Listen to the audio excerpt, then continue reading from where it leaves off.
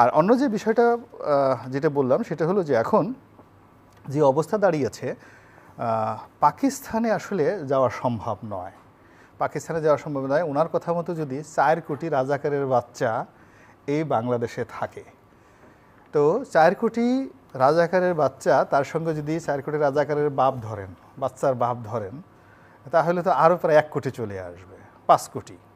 তারপরে এই রাজাকারের বাচ্চারা যদি কেউ বিয়ে করে থাকে, বউ থাকে, কারো যদি প্রেমিক থাকে, ওগুলো তো রাজাকার।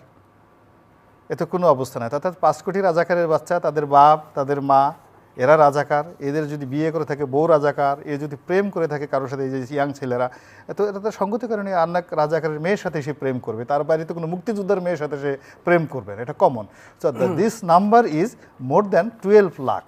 ওনার হিসাব অনুযায়ী নাম্বার হয়ে যায় 12 কোটি। 4 কোটি রাজাকার এই রাস্তায় এখন যদি থাকে 12 কোটি হয়ে যায়, বউ বাচ্চা প্রেমিক এগুলো সব ধরলে আর কি, নাতিপুতি ধরলে 12 কোটি লোককে আসলে পাকিস্তান যাওয়া সম্ভব নয়। বরং এই রাজাকারের বাচ্চারা, 12 কোটি রাজাকারের বাচ্চারা যদি এক হয়ে যায়, তারা অনেককে ভারতে পাঠিয়ে দিতে পারে। That is the dangerous game. বুঝতে পারছেন ঘটনা? অর্থাৎ অনেকের ছাড়া ভারতে পাঠিয়ে দিতে পারে।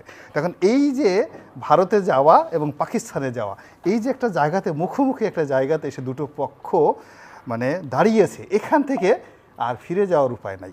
এখন আপনি সীমান্ত পাড়ি দিয়ে ভারতে যাবেন, নাকি এখানে প্লেনে করে আসি 12 কোটি মানে রাজাকারের বাচ্চা, বউ বাচ্চা, নাতিপুতিকে প্লেনে করে আমরা এই এখানে 20 লাখ না কয় লাখ না 10 লাখের মতো ওই বিহারি আছে, এদেরকে সেই স্বাধীনতার পর থেকে এখন পর্যন্ত পাকিস্তানে পাঠাতে পারছি না।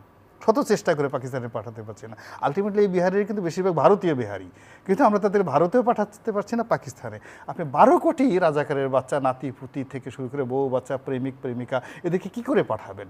সো যার জন্য তারা এই মাটিতে কামড় দিয়েছে, এমন কামড় দিয়েছে যে একেবারে, আপনি তো জানেন যে এই পৃথিবীতে যত প্রাণী আছে, সবচেয়ে কচ্ছপের যে চোয়াল, এই কচ্ছপের চোয়ালের মতো এত শক্তিশালী চোয়াল নাই।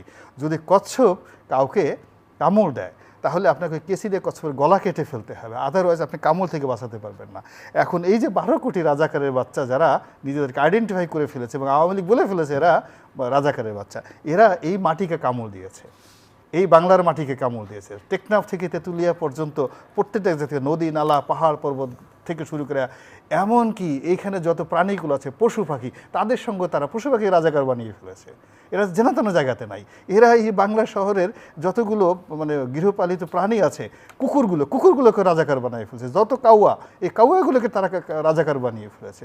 এখন এই কাকাগুলো দেখবেন যে আর আগের মতো কাকা করছে না, এখন এগুলো সব রাজাকার কাউয়া হয়ে গেছে। টিয়া পাখি, ময়না পাখি, চড়াই, এইগুলো সবগুলো দেখবেন যে আর 7-8 দিনের মধ্যে সব রাজাকার হয়ে গেছে।